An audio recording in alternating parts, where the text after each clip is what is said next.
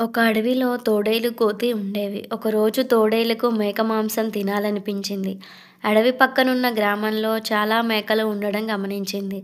రాత్రి అందరూ పడుకున్న సమయంలో ఊళ్ళోకి వెళ్ళి మేకను ఎత్తుకుపోయేది. ఇలా రోజుకో మేకను తెచ్చుకొని తినేది. ఇదంతా గమనించిన కోతి, "నువ్వు రోజూ ఎలా తెచ్చుకొని తింటున్నావు?" అని అడిగింది.